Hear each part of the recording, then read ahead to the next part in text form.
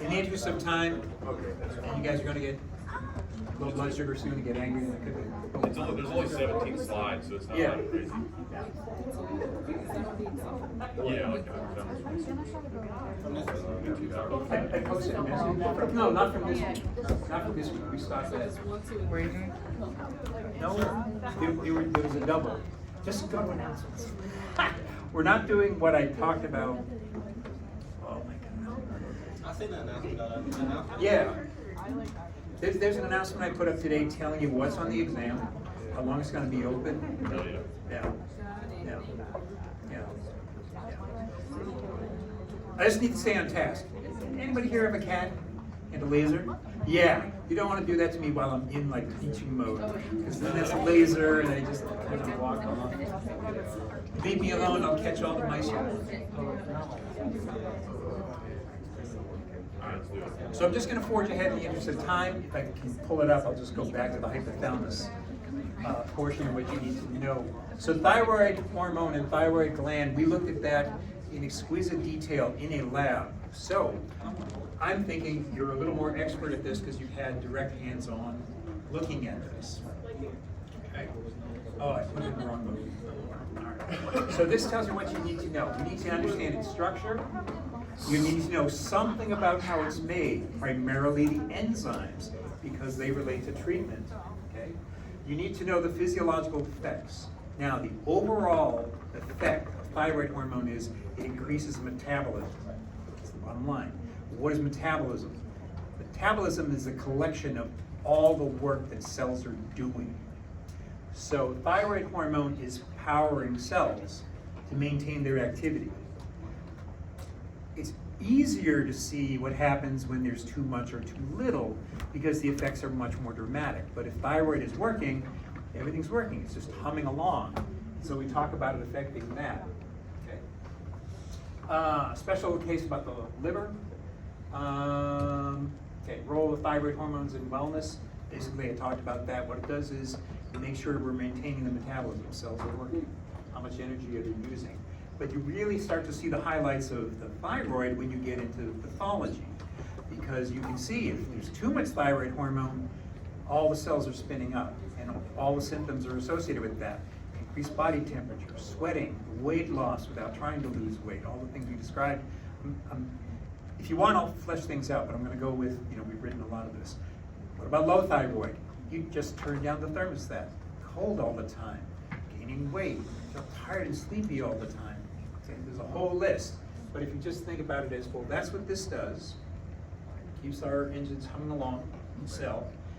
You go too high, like I used to do psych, and we'd have people come in and they look floridly manic. One of the basic tests we'd always do is get a TSH level. Okay. Why?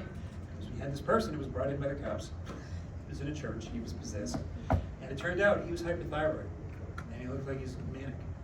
Same thing with depression. We would always screen for thyroid because the person says, I've never felt like this before, I'm crying all the time, same thing. So here are your hormones, your T3 and T4. You need to know which is the effective one, that's T3. You need to know about the iodinase. One, that's going to convert it to the active form, and two, if we come up with a drug to block that, that would be the treatment for somebody with hyperthyroid. The overall effect is, as I said, metabolism. A little histology. This explains, like when we're treating this, you have the histo. When you slice open the thyroid, you see the follicles, okay, the actual cells. Now the cells have to make a protein. That's what all cells do. Cells are protein factories. The only thing you have to figure out is, well, which proteins do they make? So the thyrocytes make the base substance of something called colloid. Okay, that's their protein. Their proteinaceous material, have some other things mixed in there. That's what we're making. The primary constituent, of colloid is the protein that they make. So these cells produce and make thyroglobulin, the base of thyroid hormone. Too fast. Okay. Now, because we've covered it, right, we talked a little bit about calcium. Okay, the parafollicular cells are going to be there. That's our calcitonin. We covered that as well. Okay. So, level one. What amino acid is it made from? Where is it stored? We'll talk a little bit about the ionization. So two forms. Classic questions are, which is the most abundant?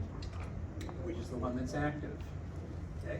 Most of what's produced is produced in an inactive form. Okay? It's generally switched on when it gets to its target. Again, this is not going to behave like a normal hormone. The conversion, this is specifically T4 to T3, is diurnix. Is everyone noticing the red print? Yes. Yeah, you've caught on by now. Okay, cool. Our basic feedback mechanism is illustrated here. Starts in the hypothalamus, TSH, make more feedback. You've had a chance to practice this in the lab as well. So in my head, unless you dissuade me otherwise, I think you're experts at this. I think this, to you, has really given you the sense of like how the feedback mechanism works. Okay? Now we're going to talk about specifics about thyroid, but you've got a good illustration or template for feedback and any other hormone that would work that way. And it will sound the alarm when we get like growth hormone because it doesn't behave like that. Right? And same again, this is true, redundant. But we've had a chance in lecture, you've had a chance to practice in lab, so this you should feel fairly comfortable with in terms of a nice example of what we're doing. Now the effects of this, okay? So, well, TSH is going to say you want to make more. So this is basically the process going on inside the cell. We're going to need more of the base protein, right? And this is where it acts like a steroid. It's going to affect the DNA. It's going to say, make more protein. That's a steroid thing to do, okay? But it's amino acid based, okay? We're going to need that iodine. So we're going to make sure that the pumps on the outside are bringing as much as you can from the diet, okay? We're going to work on the enzymes. Okay, just push everything out. So basically the simplified steps of formation of thyroglobulin, okay, and the addition of the iodine actually, are going to be increased from TSH. Okay, and this is the part that I mentioned. By structure, you've got a peptide hormone that acts like a steroid. So just bear that in mind. So if I ask you how, blah, blah, blah, it works, it's going to bind to an outer receptor, create a second messenger. It's directly in and affect the DNA. So thyroid hormones, that's what they behave like. They need a carrier protein. But I thought, yeah, they do need a carrier protein because they're going to have a charge. They hang around a long time because of a carrier protein. Okay? Not very water soluble. Okay?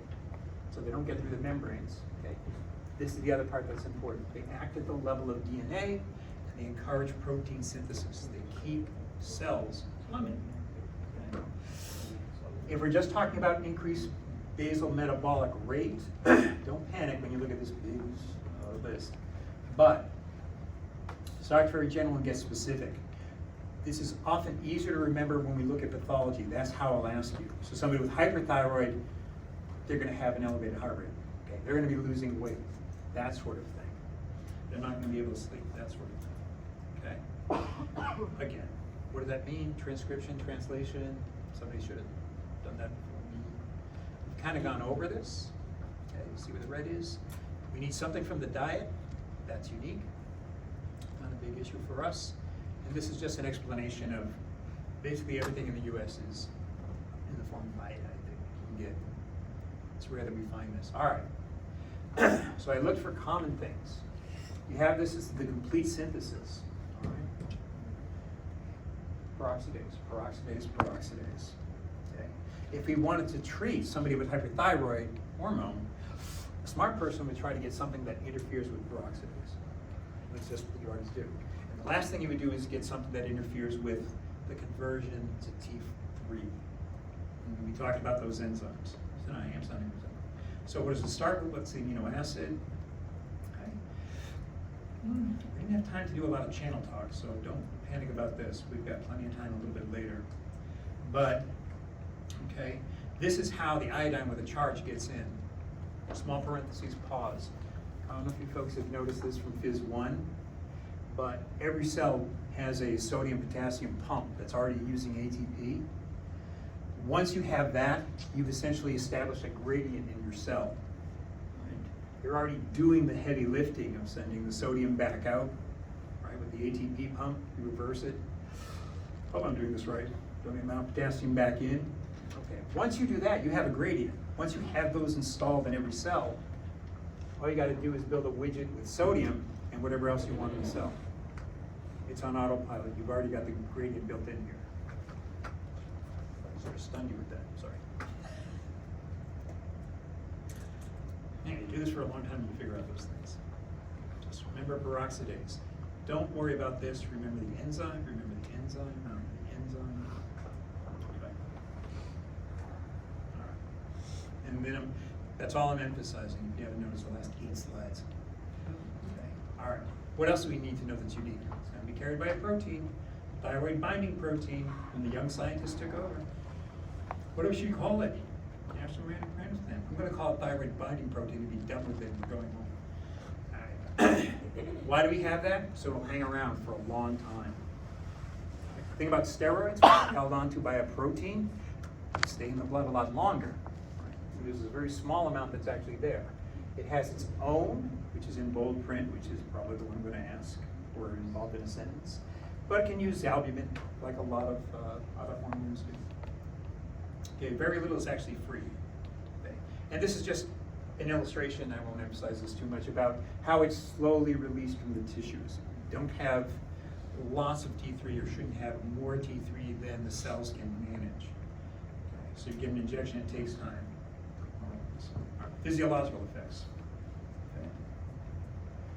That's the first answer. This is what it implies.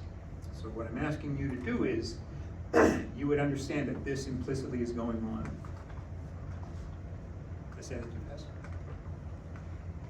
I'm a doctor, so I'm used to looking at patients' faces and going, oh, concern. All right. It has a wonderful thermogenic effect. Why? Cells are increasing their activity. That's creating the energy to drive up body temperature. You also see that in pathology. Someone's low thyroid, they're cold all the time. We've lost that cell energy. Okay. It's a hormone that says you're being more active, the cells are more busy. Might be an excuse to use some of that stored energy in fat. This is why people who are hypothyroid will suddenly start losing weight. So thyroid hormone can increase levels of free fatty acid, the oxidation, the cholesterol. This is more for the pathology. Ties in. But thyroid hormone does have this lipolytic, we're going to use fat as an energy effect. So when it's low, it's noticeable. Okay? All right. Same thing with glucose. It's about cell work, it's about obtaining energy for the cells. Okay. Cardiovascular. Okay. All right. Speeds things up. Normally it's just keeping us where we should be. That's normal. That's why we need to use pathology. Then you see the change. Ooh, I forgot there's a microphone. Heart rate like that, blood pressure like that. It's just easier to do thyroid in pathology. Okay. Same thing with respiration. Okay. Okay. That's the biggest one. Increased metabolic rate.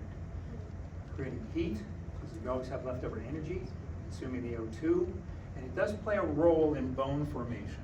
Okay, it works hand in hand a little bit with thyroid. Growth hormone, this amount of means that are produced, so it helps a little. But that's like trivia. I want to ask you trivia. Okay. Grinds carbohydrates, grinds fat. Okay. This was sometimes used, I think I mentioned in lab. People would, it's not easy to get, but they would abuse thyroid hormone. Some of the folks on their steroids, when they wanted to cut, somehow they got a hold of thyroid hormone because it will stimulate fat metabolism. That's people are hyperthyroid, lose weight. No. Is that in general? Okay. Well, if cells are revved up, they just need more oxygen. They just need it transported more. Okay. Now, again, you're going to see this sort of increase. If it's working right and it's at a normal level, you don't notice thyroid hormone. That's the problem. Okay. But that's what it's there for. That's why it's easier to talk about in pathology. So instead of like increase, it's really about, well, everything's running well, but if there was an increase of this, right, not only will it influence the already existing receptors, but there'll be an increase in beta-1 receptors. Like people with hypothyroidism, that's their heart rate. Okay. Growth. This is, I like this one. I'm going to suck back in there because I was going to say no growth. Yeah, you need thyroid hormone, kids, to make sure their bones grow. So a deficiency of thyroid early on can limit the ability to get to adult stature. Just what's saying there, they're too low and too high, that can affect the child. It's not common to get thyroid in adolescence, but That's one of the things that changes. Central nervous system, okay. Really important in utero, perinatal period, essential for normal maturation of the brain. That's worth knowing. Once your brain is formed, you get the signs of hyper and hypothyroidism. Brain doesn't work very well for brain fog without enough thyroid hormone. Okay, hyperthyroid, like I said, these people are just, everything's revved up. They look like they're manic. Okay? And so thyroid interacts with or augments the sympathetic nervous system. It's around. That's why it has a synergistic effect. You can always slow me down. Summary slide. Okay? Flashcard your way into knowing the effects. Okay? All right. An offshoot. Oh, this came from Dr. Not Dr. Anyway, it stands alone slide, so I better write something. So certain vegetables, okay, these cruciferous vegetables contain thiocyanate. Okay, this blocks the uptake of iodine. One possible cause for hypothyroidism is, you can see this in overproduction of certain vegetables, soy proteins. Okay, that's one. The lack of iodine in the diet, you don't really find much in the US. And then I mentioned PTU. So this is the only unique thing. That's an odd question if I have time to squeeze that in. That on rare occasion, you can have these folks, and depending on their diet, it's usually very vegetarian, and they're hypothyroid, and you're trying to figure out what it is, and it turns out this. You have to actually go through their diet and see what they're consuming too much of or not enough of something else.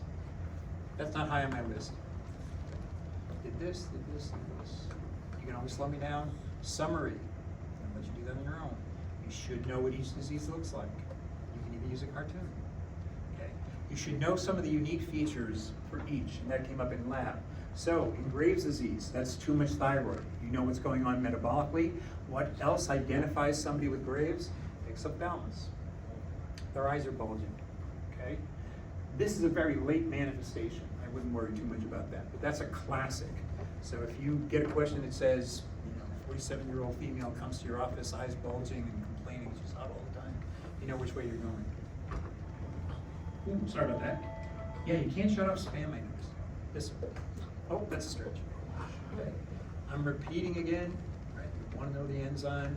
Hypothyroidism, just the opposite. You know how to recognize that. Okay. TSH is trophic, means build, build, build, make. And so if the thyroid gland cannot produce, thyroid hormone, and it's being peppered with TSH, you can get this instead. The cells will be affected by the TSH, and they'll just do what cells do and increase their size. They can't manufacture the thyroid because there's a lack.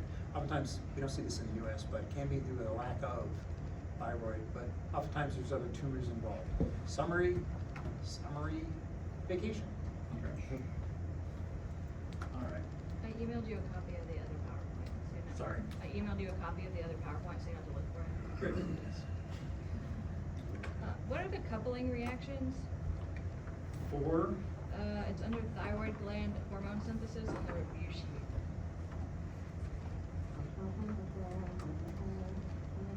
Oh. That was taking place in the colloid, okay, when you're adding the iodine, right, and then you build up from 2 to 4, and then you bring them together, so you're left with just primarily 4 and down to 3. We didn't flesh that out too much. The one thing you would need to know about that is, what enzyme's driving all that? Peroxidase. Okay. Deiodinase is the very last step. So there are 2 enzymes you need to know. The peroxidase, saying this right, is building our T3 and T4, or the base for the iodine. And then the very last enzyme, because most of it's coming out as T4, to make it active, you want to know the deiodinase. That's a level 1 question. I can disguise it as something dialogue.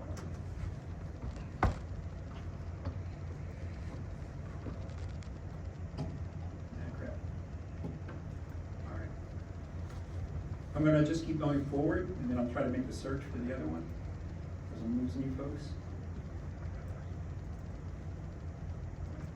This is what happens when you ask for like a full review. I'll just keep talking. It's you folks I worry about.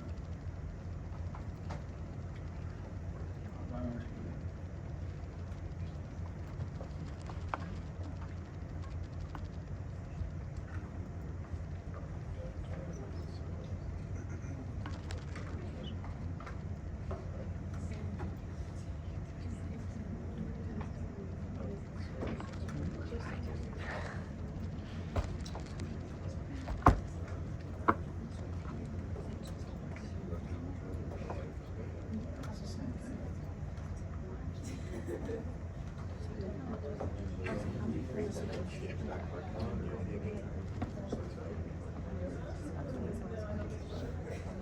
Yeah. So we need to like get that teams in order to see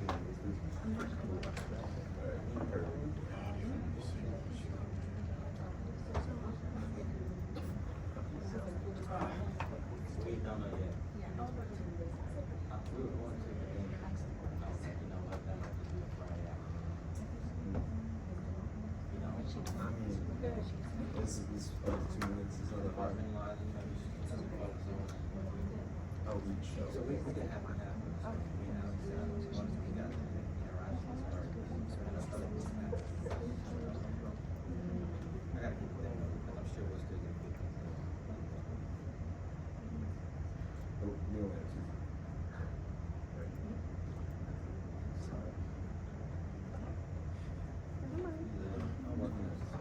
I don't know why it keeps opening to the student page. I'm sure it'll just happen.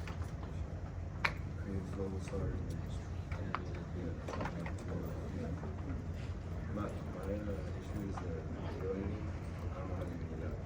So, I don't even want to attempt to do that, so. If I'm being honest.